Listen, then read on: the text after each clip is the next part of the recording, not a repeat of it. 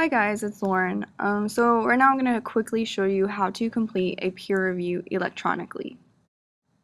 Now your instructor might ask you to do this for several reasons. I myself use Microsoft Word to give electronic feedback, so I ask my students to do the same to stay consistent. It's also another way for you to engage with a different medium than just looking at a hard copy and handwriting comments and feedback.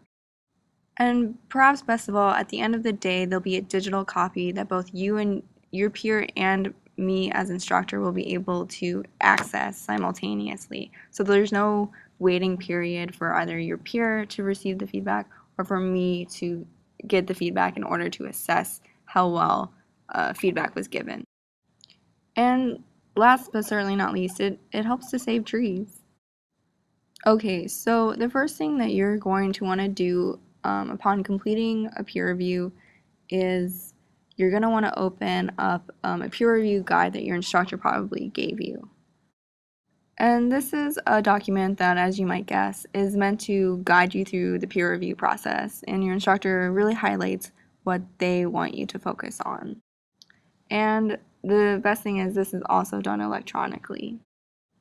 And in my experience, filling out this peer review guide electronically really helps students because I find that since students are able to type their responses up, they tend to write more rather than if they were just handwriting it. For instance, I have a space where the peer is supposed to write a letter back to the student. Because they're able to type this, I find that their letters are a little bit more engaging and just longer overall. So yeah, I advise you to look over the guide before you even read your peer's draft, just again to get a sense of what your instructor wants you to focus on in this assignment. But you definitely don't want to fill out the peer review worksheet before you've read the paper. That's a big no-no.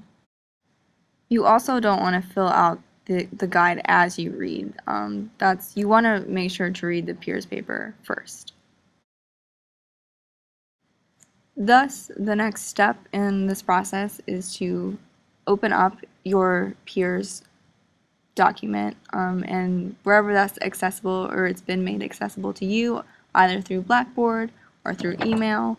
I'm sure you know it.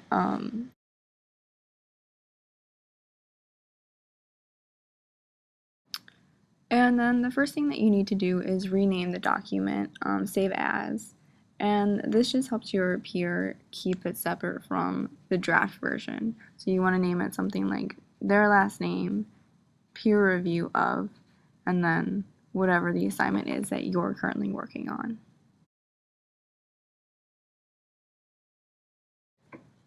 And then in order to make margin comments and to do track changes, you want to go into the review panel.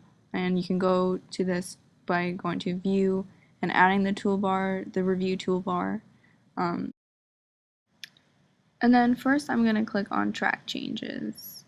And this allows me to, as you might suspect, keep track of any changes that I might make to the peer's text. And this includes insertions and deletions. And really any alteration that I might make to the text. And again, this could be changing punctuation or something like that. We don't really want to focus on changing punctuation in peer review, but we do have that option. So for instance, if I delete something, it's going to show up in the margin comments that I deleted it. It keeps track of the changes.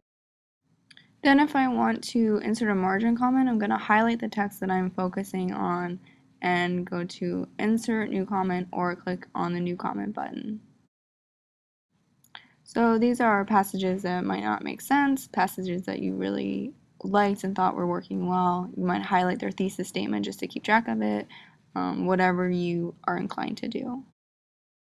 The other feature that electronic peer review offers is that you can highlight text, you can sort of color code the text. And so your teacher might ask you specifically to color code things like pulling out topic sentences and highlighting them in red or something like that. But it makes the draft easier to read, so when your peer gets it back, it's easier for them to locate the problems. It's more visually helpful, I think. And one of the last things I would tell you just to keep in mind and remember to do is to save frequently, and just so you don't lose any of your work. That's always a potential danger. So just try and remember to go to File, Save, click the Save icon. Yeah, and once you've read through the draft and you've made some margin comments, maybe some track changes, you're ready to move on to filling out that peer review guide, and hopefully your comments and markings will help you fill that out. And when you're all finished, you can return both documents to your peers and make sure that your instructor can access both of them as well.